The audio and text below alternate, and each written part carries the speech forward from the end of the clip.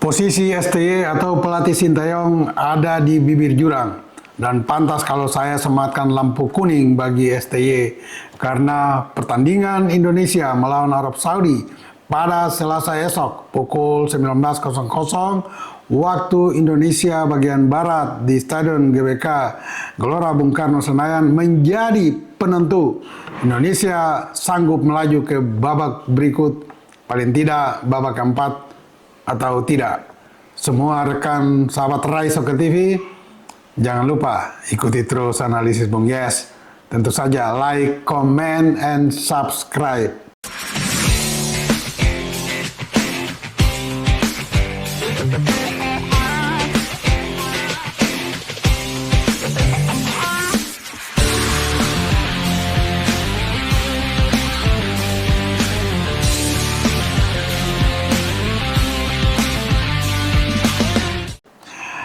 Saya ini salah satu ya pengagum STY itu ketika tahun 2019 STY mulai hadir dan menukangi atau melatih mempersiapkan adik-adik kita untuk Piala Dunia Under 20. Dan hari itu sebagian besar atau bahkan seluruhnya pemain-pemain lokal kita mereka digodok secara fisik, teknik yang cukup baik karena saya langsung ke lapangan melihat bagaimana STY menggodok fisik mereka dan saat itu Rizky Ridho dan teman-teman sudah memperlihatkan fisik yang cukup baik untuk tampil di laga tertinggi Piala Dunia untuk usia Under 20. Kemudian juga STY mulai memberikan ya trust bagi kita semua ketika dia mengantar timnas untuk berprestasi di Under 23 juga sampai lolos di babak ketiga kualifikasi Piala Dunia ini.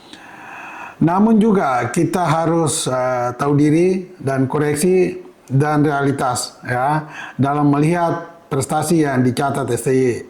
Karena dengan perbaikan peringkat Indonesia di FIFA itu juga tidak lepas dari prestasi STY. Hanya jangan lupa peringkat kita naik karena kita juga melawan tim-tim yang sebetulnya belum pantas untuk kita banggakan. Ya paling tidak di babak kedua kemarin kita bersama Irak, Vietnam, dan Filipina. Dan kita bisa mengalahkan Vietnam dan Filipina dan mendampingi Irak maju ke babak ketiga. Itu antara lain juga memberikan poin-poin yang besar bagi peringkat kita di peringkat FIFA. Tapi kalau melihat perkembangan terkini dan akumulasi pertandingan atau 5 pertandingan yang sudah dijalankan oleh timnas kita di babak ketiga ini, maka saya mulai mempertanyakan ya kemampuan STY. Apakah dia sudah mentok atau masih bisa lagi membawa timnas kita untuk lebih berprestasi? Kalau bagi saya dan mungkin juga sebagian besar dari kita netizen dan juga pengamat, penggemar setiap, pendukung, fanatik tim nasional, sepertinya STY sudah mentok. Mengapa? Di babak ketiga ini setelah melewati 5 pertandingan tidak terlihat ada perbaikan taktik, strategi, dan permainan dari tim kita. Ya, masih menonton dan itu saja. Bahkan sedikit memberi kesan ada kepanikan bagi STY ketika dia harus menghadapi atau tim kita harus menghadapi tim-tim yang selama ini memang sangat kuat di Asia. Katakan di grup C ini ada Jepang, Arab Saudi, dan Australia. Terlihat ada kepanikan sana ya. Nah, ada hal-hal lain yang mungkin lolos dari sebagian besar pengamatan kita, misalnya faktor non-tenis. Setahu saya, bangsa Korea itu sangat menghargai budaya dan disiplin tinggi. Mereka juga sangat menghargai senioritas dan pimpinan. Saya pernah meliput tenis meja waktu masih aktif sebagai wartawan Kompas yang melatih tim nasional tenis meja kita hari itu pelatih Korea. Ya, ada dari Korea Utara, ada dari Korea Selatan ya. Dan suatu ketika karena tidak disiplin atlet tenis meja kita, itu pelatih Korea itu sampai bisa membentak, memarahi, tinggal sedikit lagi digampar itu atletnya. Ya, Atau juga di beberapa video internasional kita lihat pelatih Korea bisa dengan mudahnya menampar atletnya di berbagai cabur. Pertanyaannya, apakah STY bisa melakukan itu di timnas kita? Saya kira tidak. Contoh terkini, kemarin Martin Paes bisa melakukan blunder yang sebetulnya sekelas dia tidak perlu melakukan itu. Tendangan Martin Paes yang tidak serius, tidak konsentrasi, bola bisa jatuh di kaki Jepang dan lahirlah gol ketiga. Apakah STY kemudian memarahi Martin Paes di kamar ganti? Who knows? Yang terlihat di media sosial, Erick Thohir yang memarahi pemain, bukan STY. Harusnya STY bisa membentak seluruh pemain, termasuk Martin Paes. Karena kesalahannya sangat konyol, ya sangat konyol. Itu tidak perlu dilakukan oleh Martin Paes. Contoh lain, Manchester United ketika ditangani oleh Alex Ferguson, dia tidak peduli dengan nama besar David Beckham, dia ambil sepatu melempari David Beckham yang menurutnya sudah terlalu melampaui batas, tidak menghargai pelatih atau tidak menghargai tim. Itu tingkat klub. Pelatih itu bisa melakukan apa saja terhadap pemain. Ini tingkat nasional. Apakah STY bisa melakukan itu? Saya kira tidak. Disinilah kelemahan-kelemahan yang mungkin lolos dari pengamatan kita semua. STY ini terlalu mengagungkan brand pemain. Kevin Dix baru datang.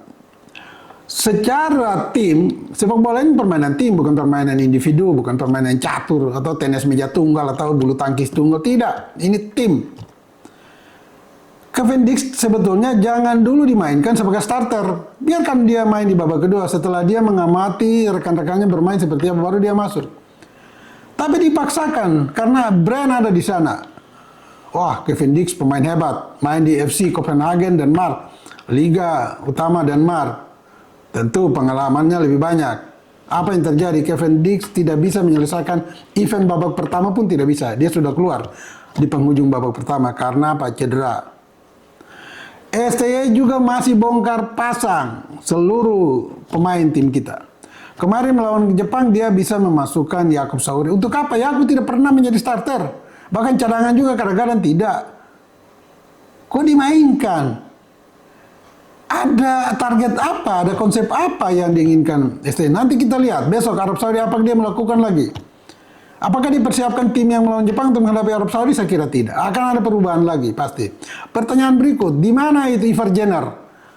Di mana itu Eleanor Reinders? Cedera, sakit, tidak diizinkan klub? Semuanya tidak tahu. Tapi pertanyaan besar, Ivar Jenner ini dia pernah main di U23.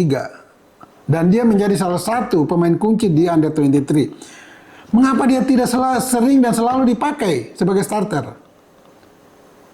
Di line up lawan Jepang saja tidak ada. Bukan tidak mungkin besok melawan Arab Saudi pun tidak ada. Ini konyol, konyol. Konyol. Jadi menurut saya, STY ini sudah mentok. Kalau besok Selasa dia tidak bisa memberikan kemenangan bagi tim nasional kita, out. Tidak ada maaf bagimu. Dan Pak Erick ini harus keras. Saya lihat di media sosial Pak Erick berbicara di kamar ganti usai kita kalah dari Jepang, agak keras narasinya terhadap pemain. Bahkan ada kalimat Pak Erick siap mundur kalau mereka tidak mendukung Pak Erick. Sebelum Pak Erick mundur, STY yang lebih dulu harus mundur, Pak. Apa yang tidak diberikan negara ini dan PSSI kepada STY semuanya diberikan. Ya. Apa yang tidak diberikan? Semuanya diberikan. Tapi apa yang diberikan STY sampai dengan 5 pertandingan di babak ketiga? Tidak ada. Bayangkan 5 pertandingan dengan poin maksimal 15. Ternyata hanya baru 3 poin. Ya, 3 poin. Itu berarti kita kalah 4 kali, 1 kali menang. Kan sama saja. Apa bedanya 3 draw dengan 3 poin, lalu yang lainnya kalah tetap 3 poin. Dengan 1 kali kemenangan 3 poin sama juga. 4 kekalahan. Mengapa STY kalau sebagai pelatih hebat, dia tidak bisa meningkatkan, memperbaiki kinerja timnya? Contoh, Arab Saudi semakin baik. Walaupun ditahan kita, tapi dia ke kandang Australia pun dia nyaris menang. Gol di injury time dia anulir wasit, tapi hasilnya draw. Saya kira sebuah prestasi bagi Arab Saudi. Apalagi Cina. Cina di pertandingan awal digebuk Jepang, Arab Saudi, dan Australia. Tetapi dia bisa bangkit di dua pertandingan, mengalahkan Indonesia dan Bahrain, bahkan di kandang Bahrain. Berarti ada sesuatu perubahan yang dilakukan oleh tim dan pelatihnya. Kalau STY apa yang dilakukan sekarang? Untuk itu saya berharap, saya juga telah memosisikan tim kita untuk tidak bisa meraih poin penuh dari Jepang dari 2 kali pertemuan. Oke lah, katakan kemarin kalah. Hanya yang disesalkan oleh kita semua, kalah sih kalah, jangan sampai 4 digit. Kalah sih kalah, tapi mainnya heroik. Jangan main kayak tim yang tidak tahu pola permainan, apakah ini maunya pelatih atau memang pemain kita tidak cerdas, kualitas mereka hanya sebegitu. Nah, melawan Arab Saudi masuk dalam hitungan saya bahwa Arab Saudi harus menang. Indonesia harus menang, mengalahkan Arab Saudi. Karena kemudian di tahun depan, bulan Maret dan April menghadapi Bahrain dan Cina, kita pun harus ambil. Kalau kita bisa ambil 9 poin dengan mengalahkan Arab Saudi, Bahrain dan Cina, maka kita masih ada di rasio aman. Paling tidak posisi keempat. Namun kalau itu terjadi pun, ya kita lihat juga harus PSSI juga harus berani mengoreksi kinerja STI apa masih perlu dipertahankan atau tidak. Tapi tunggulah, hasil besok apapun saya akan kupas tuntas tentang STI lagi dan timnas kita. Bagi semua rekan sahabat Rai Soccer TV, ingat, bola itu bulat. Giring terus!